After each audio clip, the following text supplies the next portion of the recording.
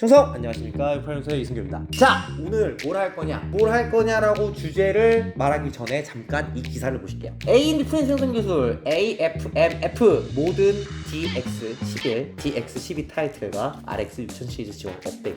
저는 이게 AFMF라는 게 어드밴스 플루이드 모션 프레임인 줄 알았는데 그게 아니었습니다. 플루이드 모션 굉장히 익숙한 단어인데 쉽죠? 맞습니다. 옛날에 30프레임짜리 동영상, 24프레임짜리 동영상에 프레임을 2배 뻥튀기 시켜줬던 바로 그 기술이 플루이드 모션인데, 플루이드 모션 프레임은 뭐야? 게임에 적용되는 건가?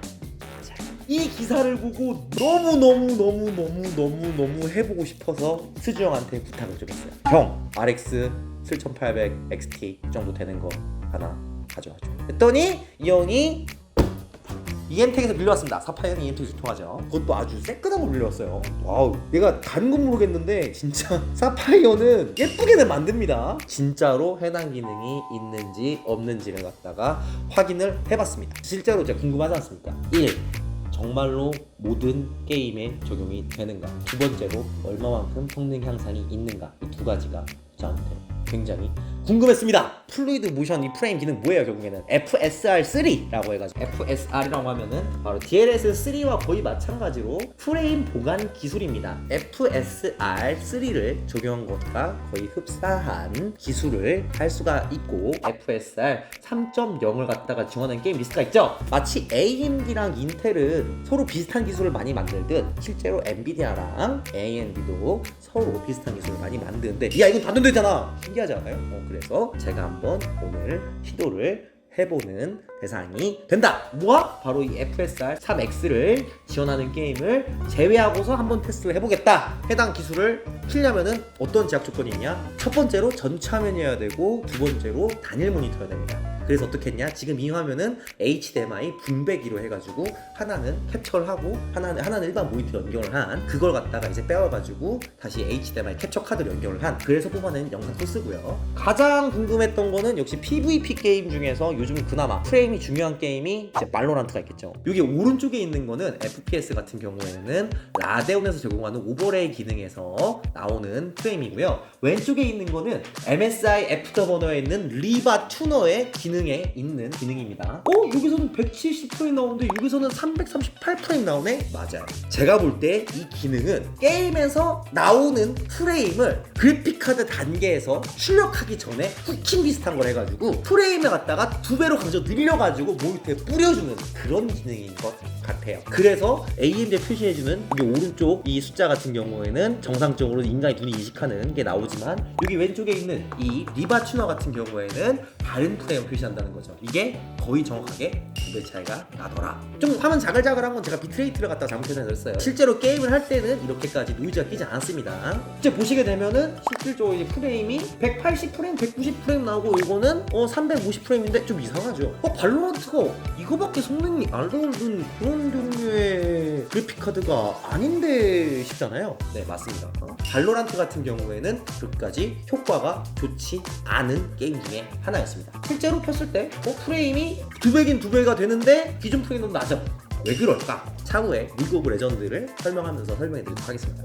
꺼주게 되면은 바로 이 프레임과 이 프레임이 같아져요. 그리고 400프레임 나옵니다. 지금 이 해상도는 4K 그리고 모든 옵션 울트라입니다. 김주혁 분이 도와줘서 이 게임에 테스트를 도와줬는데, 심각하게 게임하는 플레이가 문제가 있거나 해당 기능 켰을 때 밀린다거나 마우스가 밀린다거나 레이턴시가 떨어진다거나 반속도가 느려진다거나 그런 일은 없었다고 합니다. 배그입니다. 배그 같은 경우에는 간단하게 이제 우리가 플레이를 해본 다음에 얼마나 마우스가 밀리는지 같은 걸 좀 테스트 해보고, 보시게 되면 흥미롭죠? 이거는 100프레임 정도 나오는데 여긴 200프레임 나옵니다.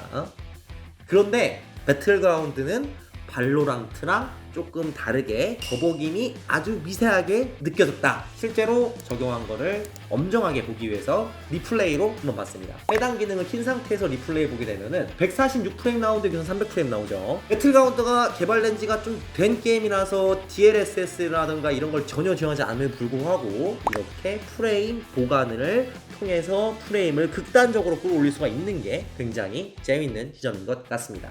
플리카 현상 발생하는 거는 제가 캡처를 갖다가 캡처 카드 한 개로 30프레임으로 응찰해가지고 플리카 현상이 발생하는데 실제 모니터에서 발생하지 않았습니다.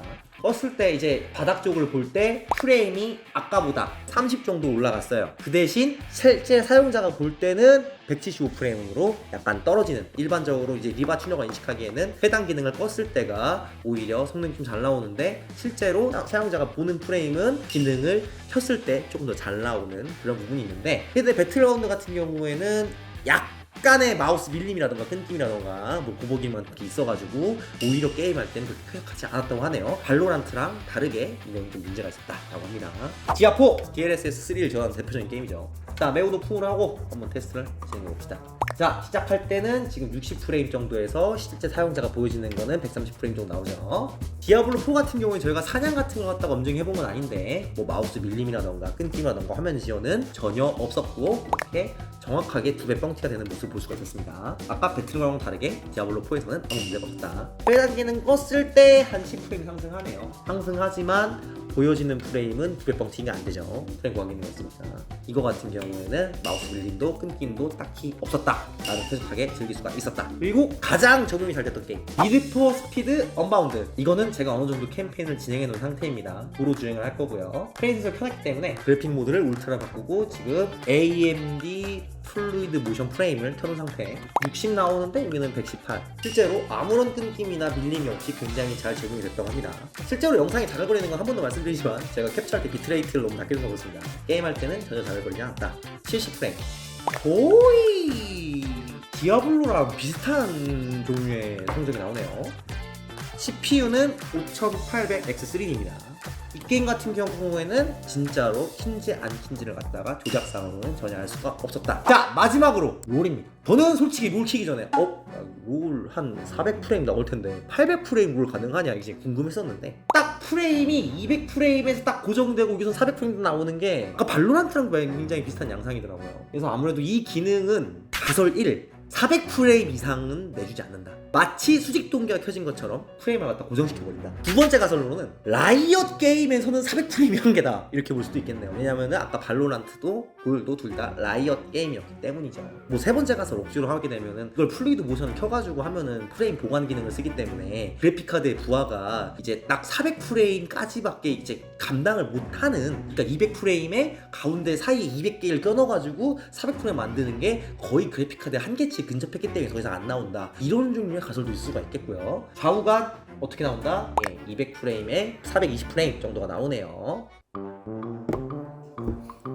방금 영상 촬영하다 혼났습니다. 왜 답답하게 안 쳐놓냐고 자꾸 혼났습니다. 이걸 껐을 때는 바로 400프레임으로 나옵니다. 이것도 똑같이 400프레임이고요. 글쎄요, 뭐가 어떤 게 정답일까? 이 기능의 한계는 400프레임의 유지에 있는 걸까? 아니면은 뭐 드라이버 따에서 잠궈 놨을 수도 있고, 뭐 아니면 라이엇 게임만 400프레임이 될 수도 있고, 뭐 여러 가지가 있겠죠. 그래서 리그 오브 레전드에서는 그렇게까지 잘 작동하지 않았음에도 불구하고 이제 뭐 끊기거나 조작상의 불편함은 전혀 없었다고 합니다. 자, 오늘 정리. AMD 라데온 RX 7800XT를 활용해서, 그리고 AMD 플루이드 모션 프레임을 활성화할 수 있는 드라이버로 5개의 게임을 강제로 프레임 보관 기술을 적용해봤는데, 첫 번째 발로란트 큰 효과 없었고 렉 없었다.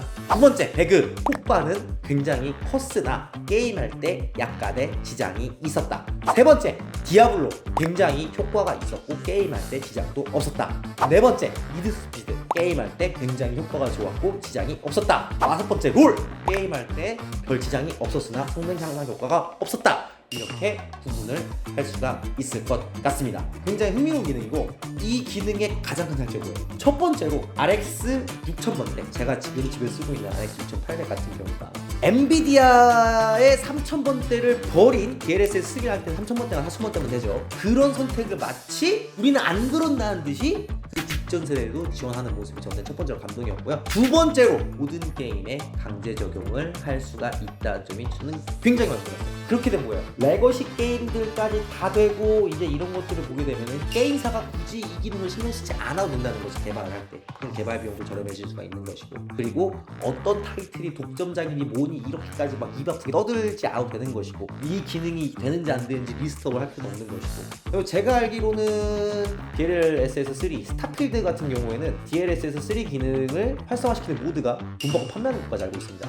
실제로 보여드릴게요. 이 퓨어 다크라는 아주 나쁜 놈이, 나쁜 놈? 좋은 놈? 나쁜 놈 모르겠어요. 스타필드가 해당 기능을 지원하지 않으니까 나는 그걸 되는 모드를 만들었다. 돈 주고 사라. 라고 하고 있어요. 이런 종류의 상인들이 등장하지 않게 사전에 찾아냈다는 점이 저는 굉장히 마음에 든다고 볼 수가 있는 것 같아요. 이거. 네. 봤다. 시스카2 나오는 거 알아 몰라? 알죠? 저 그거 하려고 사전 예약을 갖다가 할까 말까 고민 많이 했어요. 빌려왔어. 리뷰해. 그 시스카2 해보고 싶다며. 이걸로 해. 이 CPU가 두 개네? 아니 뭐가 좋을지 몰라서 둘 다 빌려왔는데. 지금 그러니까 7950X3D랑 790X랑 DDR5 64기가 모듈 아니 가져와가지고, 여기 컴퓨터들이 다 지금 썩음썩음 하잖아 우리. 그래서 안 될 것 같아가지고 내가 물어봤거든. 근데 그 게임은 제가 알기로는 초반에 인구수가, 그러니까 그 맵이 있잖아요. 맵의 인구를 점점 채워나가는 게임이잖아. 아니 여기서 밤새고 인구 늘려놔. 그럼 테스트할 수 있잖아. 이걸로 얼마까지 늘릴 수 있는지. 아니 저출산 시대에 그걸 인구 늘리는 게임을 하면서. 근데 아마 내일 나올걸? 됐어. 정리해. 시청자들도 좋아한다니까.